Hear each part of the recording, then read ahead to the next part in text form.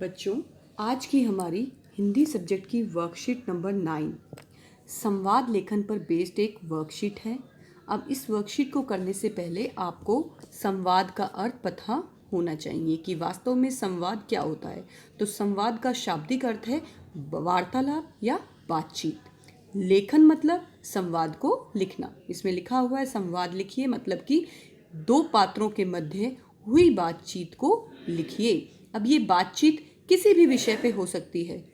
जो भी आपको क्वेश्चन में विषय दिया जाता है, आपको उस विषय को ध्यान में रखते हुए अपना संवाद लिखना होता है। तो आपको संवाद का शाब्दिक अर्थ पता चल गया। बातचीत, लेखन लिखिए मीन्स उसको लिखना, कि दो पात्रों के बीच में हुई बातचीत को लिखिए।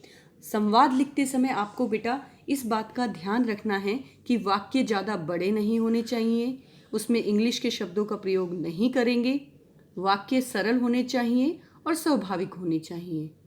ठीक है, इन बातों को ध्यान में रखते हुए ही आपको दो पात्रों के मध्य हुई बातचीत को लिखना होगा। जैसे कि आज की वर्कशीट में आपको क्वेश्चन दिया है, लुप्त होते बचपन के खेलों पर चिंता जाहिर करते हुए दो मित्रों या सहेलियों के मध्य लगभग 60 शब्दों में एक संवाद लिखिए। तो बेटा सबसे पहले तो इसमें पात्र आए हैं दो मित्र या सहेलियां। वर्ड लिमिट है आपकी 60। ठीक है, इन चीज़ों को आपको ध्यान में रखना है, क्योंकि संवाद लिखने के लिए सबसे पहले तो हमारे पास पात्र होने चाहिए जिनके बीच हम बातचीत को लिखेंगे। तो इसमें पात्र हैं सहेलियां। अब इन पात्रों के हमें नाम डिसाइड करने हैं। जैसे मैंने यहाँ पर रीमा और सीमा दो पात्र डिसाइड कर दिए हैं, दो सहेलियों के नाम। अब जो आपको विषय दिया गया है, आप उस विषय को ध्यान में रखते हुए इन दोनों पात्रों के बीच की बातचीत को लिखते हुए आगे बढ़ेंगे।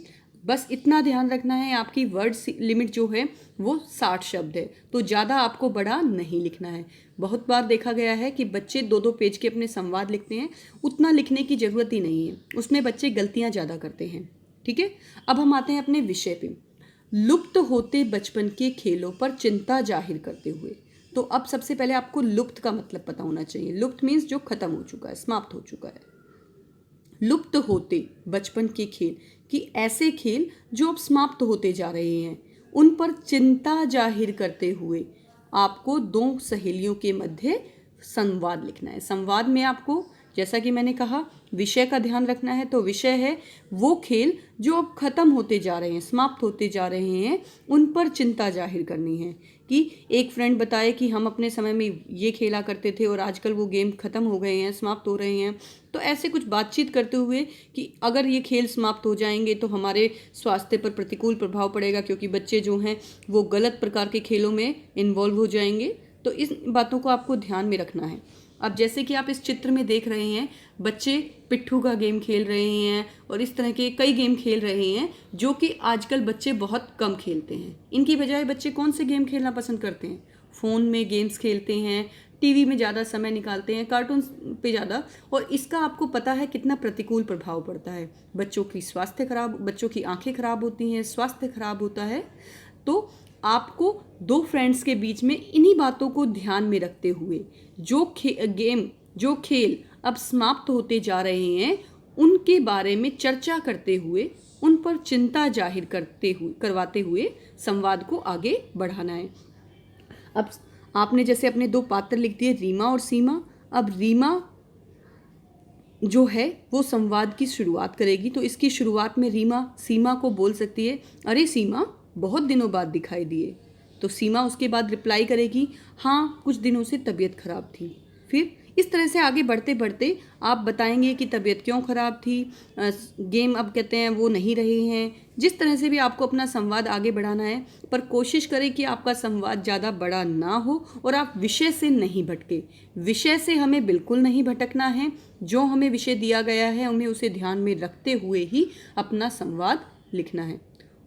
अब जैसे मैं आपको एक एग्जाम्पल दिखाती हूँ जिससे आपको पता चलेगा हमारा संवाद का क्या पैटर्न होगा। डॉक्टर और मरीज के मध्य संवाद। अब आप देख रहे हैं यहाँ पे दो पात्र कौन से हैं? डॉक्टर, मरीज।